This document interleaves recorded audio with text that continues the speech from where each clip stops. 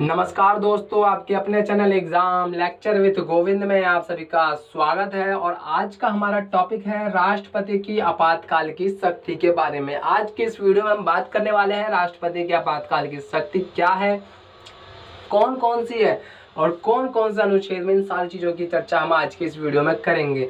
इससे पहले की वीडियो में जो हमने चर्चा करी थी वो करी थी राष्ट्रपति की शक्तियों में। हमने बात किया था वित्तीय शक्ति, विधायी शक्ति, कार्यपालिका शक्ति, न्यायिक शक्ति के बारे में। लेकिन आज के इस वीडियो में हम बात करेंगे आपातकालीन शक्ति के बारे में। चलिए टॉपिक की शुरुआत करते हैं। राष्ट्रपति की आपातकाल की शक्ति।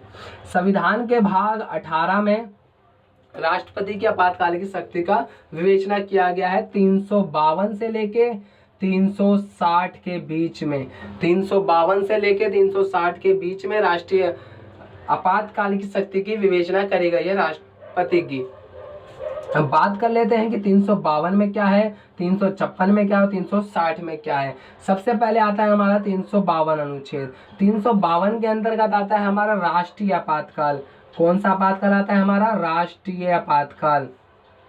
दूसरा आता है हमारा 356, जिसमें हमारा आता है राष्ट्रपति आपातकाल। राष्ट्रपति आपातकाल। तीसरे नंबर पे आता है हमारा 360 और इसके अंतर्गत आता है हमारा वित्तीय आपातकाल। तीनों ही आपातकाल बहुत महत्वपूर्ण है। सबसे पहले हम चर्चा करेंगे राष्ट्रीय आपातकाल की, दूसरे नंबर पर चर्चा करेंगे राष्ट्रपति आपातकाल की और आखिरी में चर्चा करेंगे हम वित्तीय आपातकाल की। 352, 356, 360 ये तीनों आपातकाल का उपबंध करता है भारतीय संविधान के द्वारा। भारतीय संविधान के द्वारा इन तीनों आपातकाल का उपबंध करता है। लेकिन शुरुआत करने से पहले कुछ बातें जो कि काफ़ी ज़्यादा महत्वपूर्ण है। सबसे पहले तो आपातकाल का इतिहास समझिएगा। जब भारतीय संविधान निर्माताओं ने संविधान का निर्माण कर रहे होंगे तो उनके मन में एक विचार आया होगा कि मैं आपातकालिक शक्ति का प्रावधान क्यों करूं।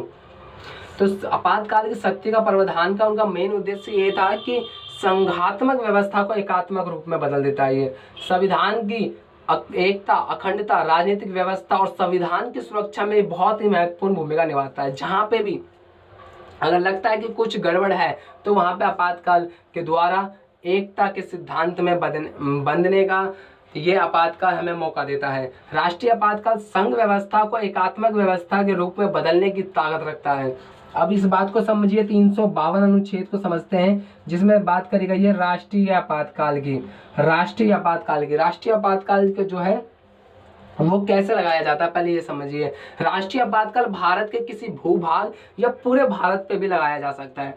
और उसकी कंडीशन क्या होनी चाहिए? कंडीशन होनी चाहिए कोई बाहरी आक्रमण, कोई सशस्त्र विद्रोह या कोई आंतरिक गड़बड़ी। आंतरिक गड़बड़ी यानी कोई बाहरी आक्रमण हो रहा हो, किसी देश के द्वारा बाहरी आक्रमण हो रहा हो और ऐसी परिस्थिति में ऐसा लगे कि हमें एकात्मक होना काफी ज्यादा आवश्यक है तो राष्ट्रीय आपातकाल लगाया जा सकता है। या फिर कोई सशस्त्र विद्रोह हो रहा हो या कोई आंतरिक गड़बड़ी हो कि आंतरिक में कुछ अंदर ही अंदर कुछ ऐसा हो रहा हो जिसकी खबर सरकार को नहीं हो, तब भी क्या कहते हैं एकात्मक होने की आवश्यकता पड़े तो राष्ट्रीय आपातकाल लगाया जा सकता है। राष्ट्रीय आपातकाल कैसे लगाया जा सकता है इसको समझते हैं। राष्ट्रीय आपातकाल राष्ट्रपति की उद्घोषणा के द्वारा मंत्री परिषद की लिखित सिफारिश से ही लगाया जा सकता है। मंत्री परिषद की लिखित सिफारिश, बात गौर कीजिएगा, शब्दों पे गौर कीजिएगा।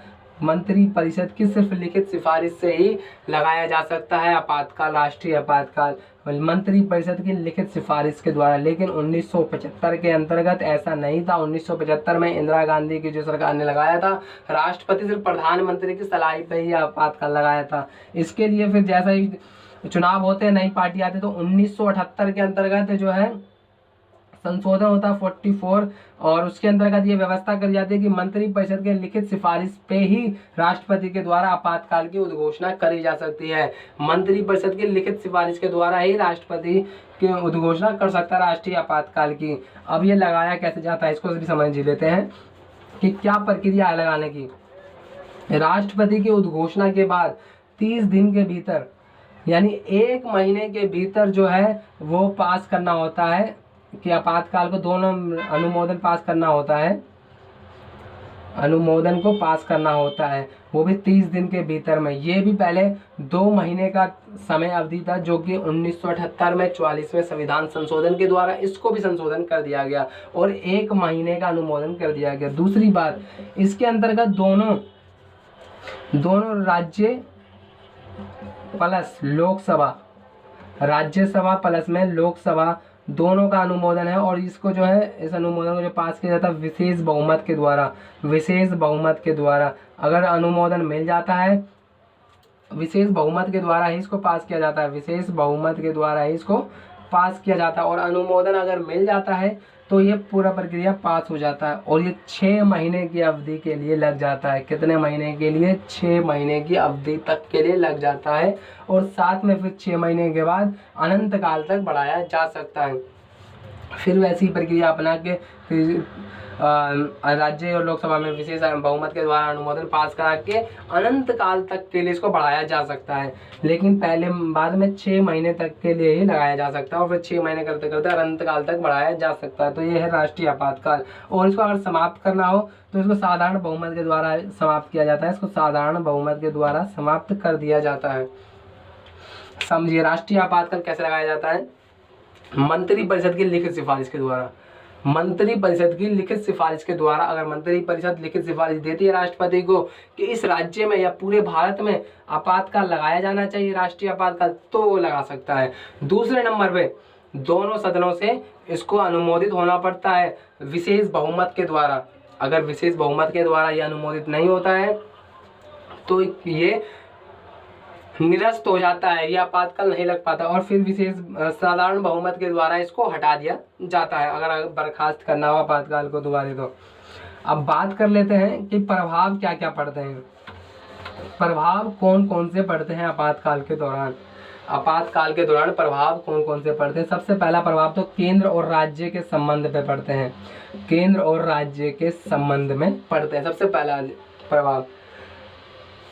शुरुआत में मैंने क्या कहा कि ये व्यवस्था जो है संघात्मक को एकात्मक के रूप में बदलती है।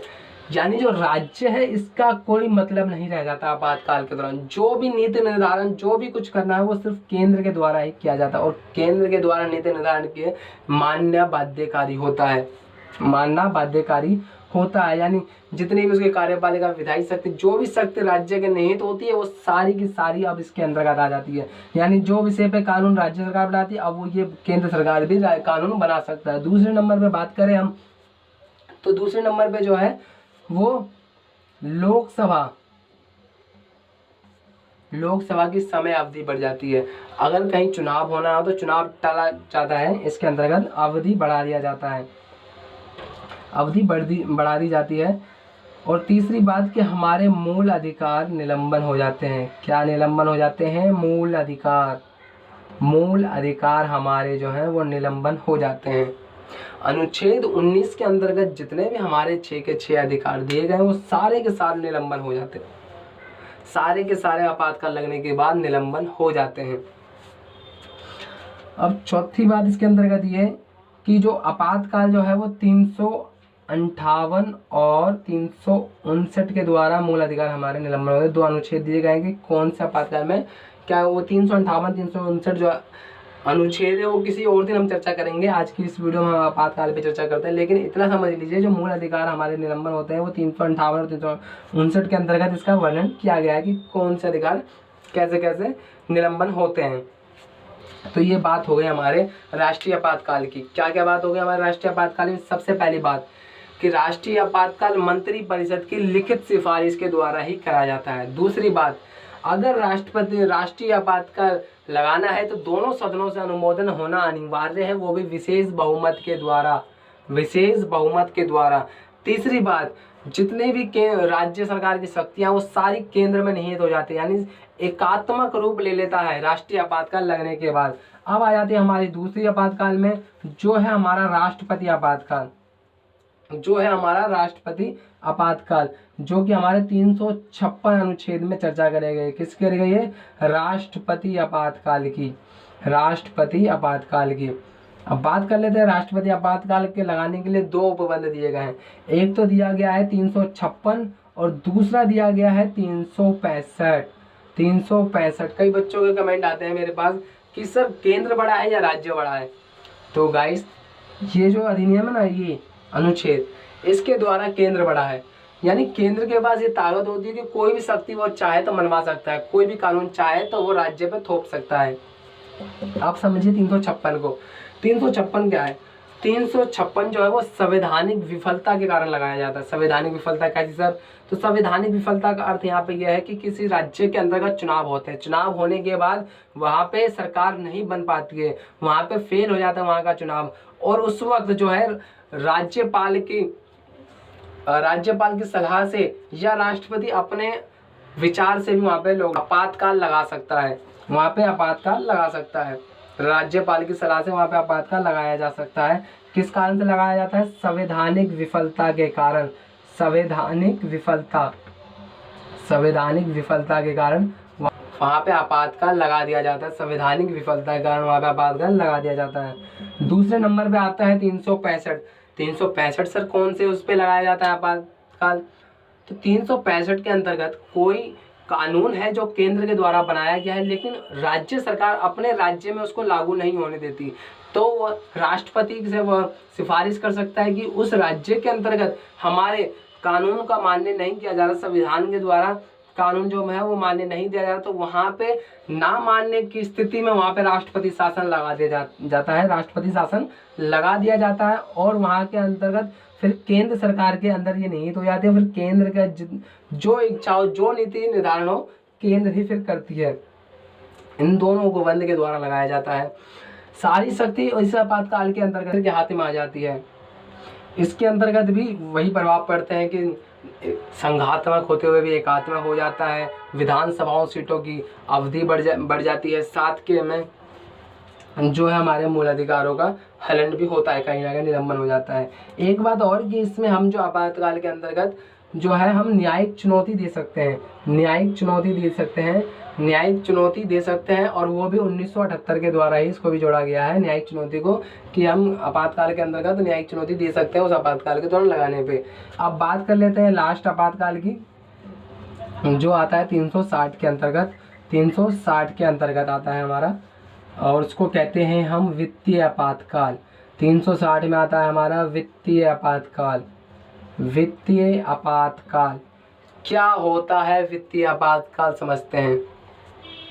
वित्तीय आपातकाल के अंतर्गत जो है 360 के द्वारा वित्तीय आपातकाल लगाया जाता है। देश के अंतर्गत वित्तीय अस्थिरता आ गई है, साथ में ऋण की उपलब्धता नहीं है, ऋण की कमी है, तो उस वक्त जो है वित्तीय आपातकाल लगाया जाता है। वित्तीय आपातकाल के अंतर्गत भी वही प्रावधान है कि दोनों सदनों के द्वारा इसको अनुमोदन किया जाता है।